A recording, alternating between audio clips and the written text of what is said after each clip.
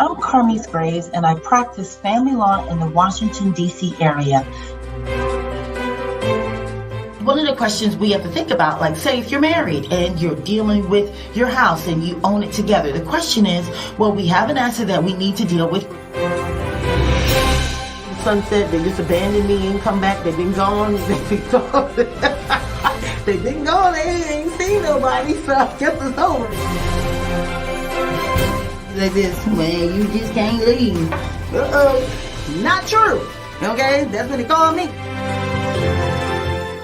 Are there people throughout history that despite whatever circumstances, they did what they wanted to do?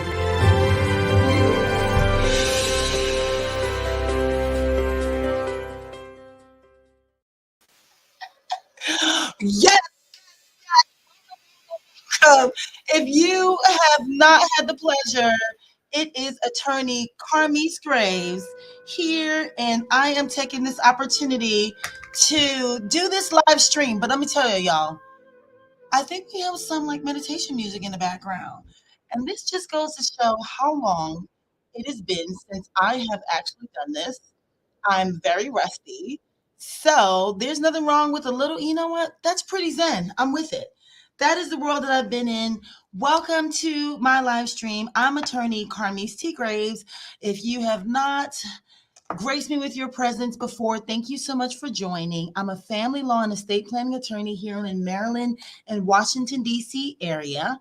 And it has been a good little minute since I have been able to come up for air and bring you some pearls of wisdom. So the purpose of these videos is with family law and estate planning. A lot of times these are areas that we hopefully don't ever have to learn much about, especially if we're dealing with divorce or anything like that. But definitely estate planning is something that we will encounter. And a lot of times there's things that I wish you had known before we got there. So sometimes, most times, I can't rehabilitate all of your facts, but what I can do is give you some pearls of wisdom. So hopefully going forward, you oh look, my video, I want to move that up a bit, that going forward you are better informed about things that you wish you had known. All those wish you had knowns, wish someone had told you. That's how we do it. I graduated from Howard University School of Law in 2005, and we come from that lineage of pay it forward. Okay, so lift as you climb. And so let me tell you a little bit about me. So I focus on men's divorce and estate planning for everybody. And mainly, I find that in my trends, women tend to really think about that legacy, passing on wealth. And when it comes to divorce, my men in divorce, because when it comes to child custody, I need you guys to stay in the game. You know what I mean? For the future of having girls and boys feel safe and secure, that is one of the key functions for fathers. And I think it's utterly important, absolutely important. There's things that you need to know.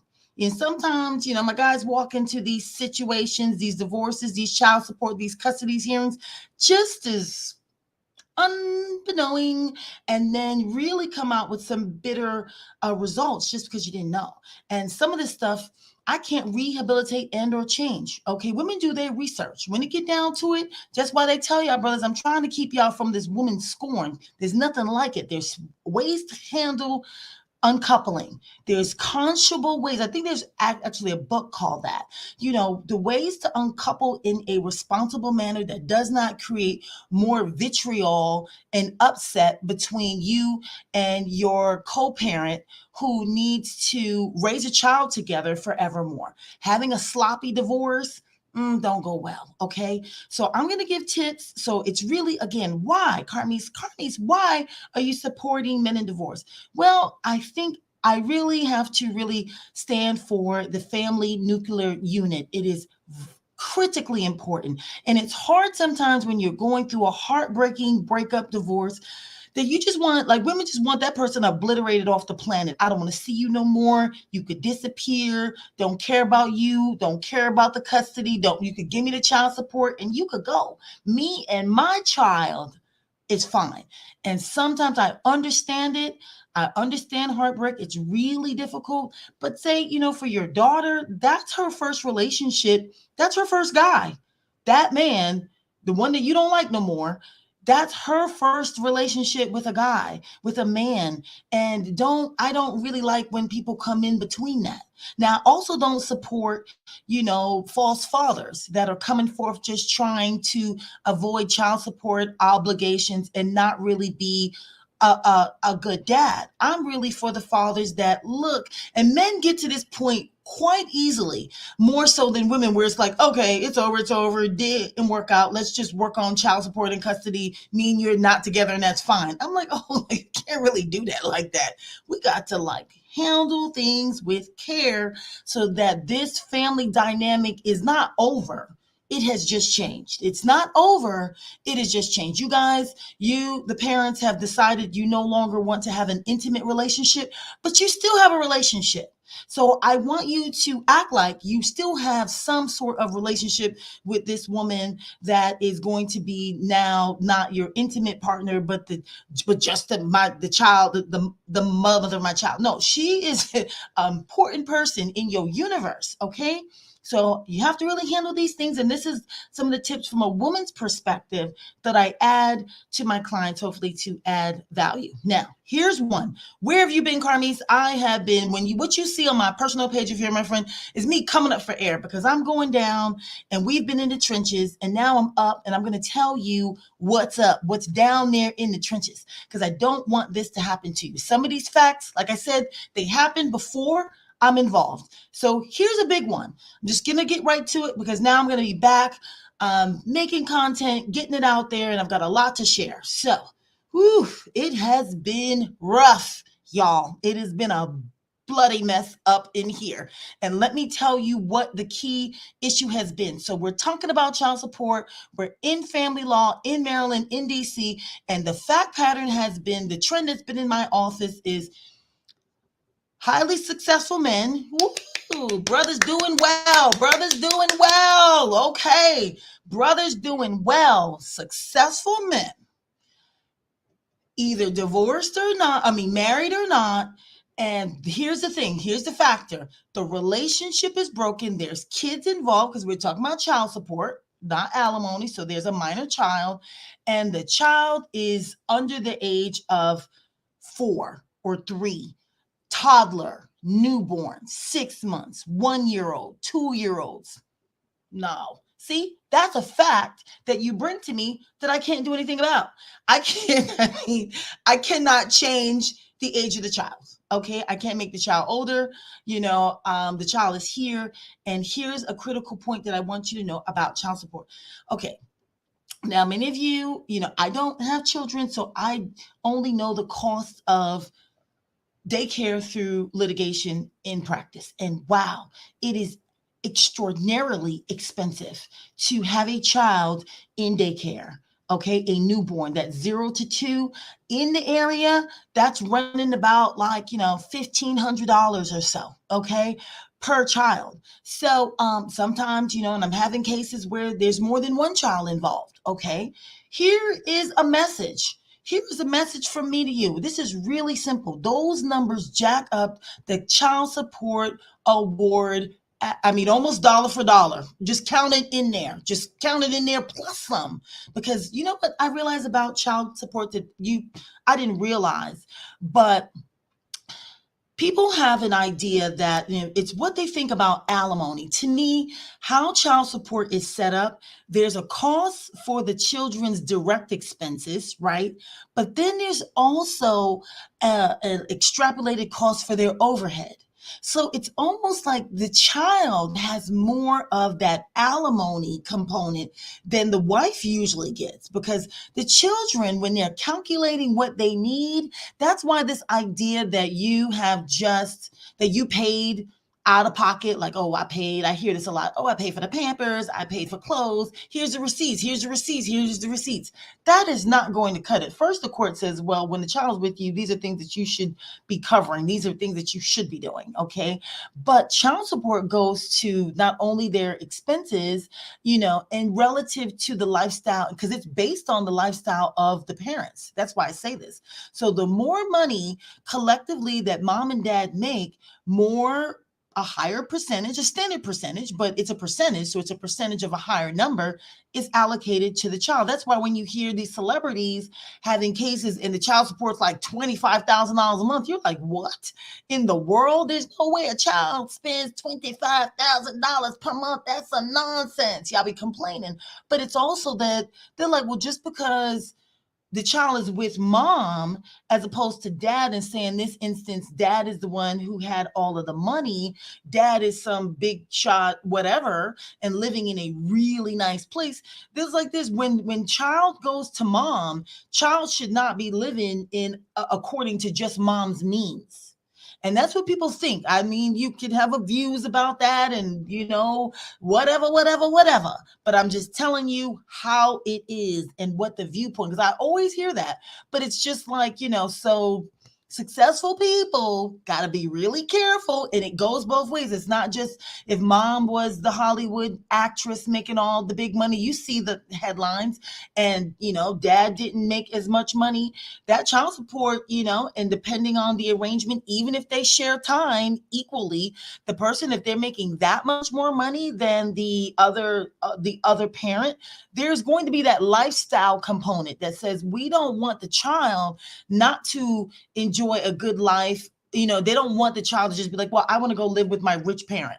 So they share some of that money so that the child can have, a pretty good experience with the other parent, because that would be completely biased. Like, of course, I'm going to go live with with my parent with all the money and the nice room with all my stuff in it. So they shift the money over. So you got to know that.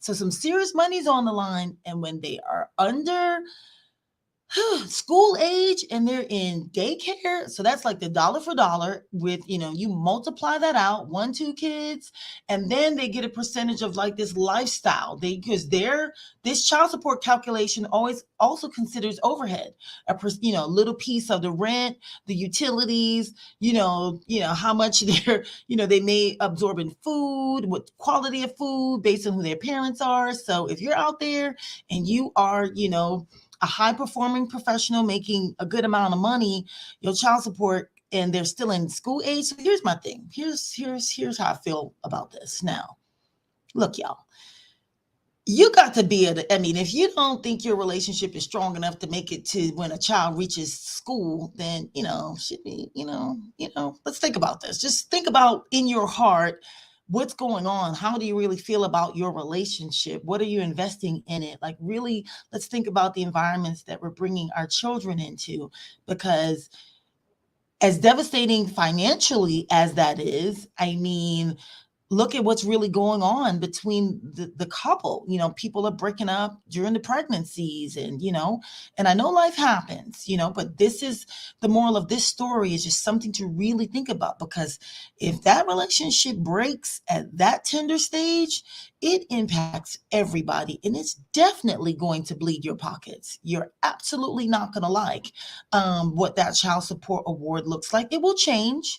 Child support, the good news is child support is modifiable by the court, so long as they, maintain jurisdiction, which is usually through the age of majority.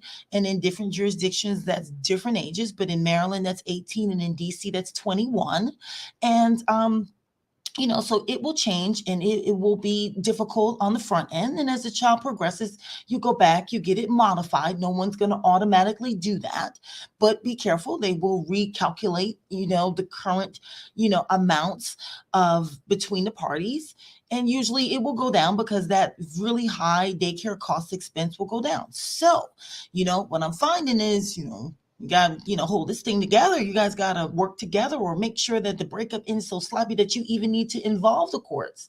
If you really have some, and I'm not judging people, but I'm just saying, think about because this is when the chickens come home to roost. I mean, this is where if it gets ugly. Okay, so I just want to put that out there just so you can think about it, and it impacts you financially, the breadwinner, but also, this early start for this youngster in this relationship that didn't work. Mindfulness about just the reality that will, and if you're doing well, gotta be thoughtful, gotta be careful. Prenuptial agreements do not apply to child support and children. Okay. Other points, let's see, about child support. I would say I'm just proud that I have a lot of that in Prince George's County in Maryland, and where I practice, we are, professionals are doing very well. They're doing very well. So let's applaud that. That's a really good thing. And let's, really think about having nurturing, loving, co-parenting experiences for our children, even if the relationship does not work. So one of the things you're going to have to assess on the front end is the emotional maturity of your partner. You better get a good read on that on the front end, because if this thing does not work out, that's what you're going to be dealing with on the back end. So them little red flags that you want to ignore and tuck away and hope and pray, and take it to church and Jesus and maybe hope it'll be healed. Please don't ignore them. And that goes for both sides of this. It goes for anyone, thinking about a relationship and investing in someone. These are the qualities, because when we're dealing with divorce and uncoupling on the back end, it's the emotional immaturity that has people in court. Because a lot of times, even if relationships don't work out, if they have that emotional maturity and they're equally yoked in that regard, most times you can work that out and not even be involved. The court comes in when there's a problem and a breakdown and you guys can't work it out on your own. So think about that emotional maturity. Think about the quality of the relationship. Think about, can I be with this person for another 5-6 years? Do I think it's going to feel good and a place that I want to park myself for a good little while, hopefully for the long run? But at least can you see a 5, 6, 7, 8, 9, 10, 10-year window? And if not, think about that. So these are the kind of tips that I want to bring to you. Oh, I think I have information in the description all on how to reach me. And I will be posting tips. Now, I'm probably going to break this into 2 videos because I don't want it to be too long, but don't think that but on child support, on the other trend that I'm seeing for my ladies is having information about the father. Having information. I need you to know where they work and social security numbers. Just know your child's father enough that if things do fall apart and you do need to come and seek child support, do you know where they live? Do you know their full name? Do you have basic information, social security? Just do you know the person, where they work? I get a lot of I don't knows, and my answer would be like, well, I don't know. So that's usually a little bit on the younger side of the spectrum. So again, getting to know who these partners will be, because when you co-parent, it is for the long run. But overall, listen, we're all doing our best, and I stand for let's get you through this situation so that we can learn from our experiences, move forward, continue to believe in love, have harmonious families, co-parent and love each other.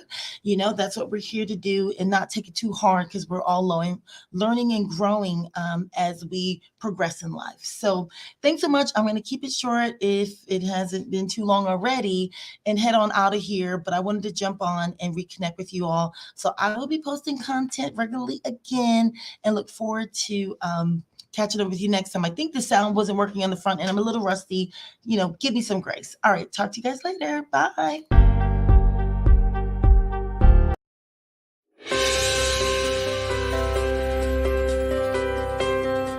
I'm Carmiece Graves, and I practice family law in the Washington, D.C. area. One of the questions we have to think about, like say if you're married and you're dealing with your house and you own it together, the question is, well, we have an asset that we need to deal with. Sunset, they just abandoned me and come back. They've been gone. They've been gone. They've been gone. They ain't seen nobody, so I guess it's over. Like this, man, you just can't leave. Not true. Okay, that's what he called me. Are there people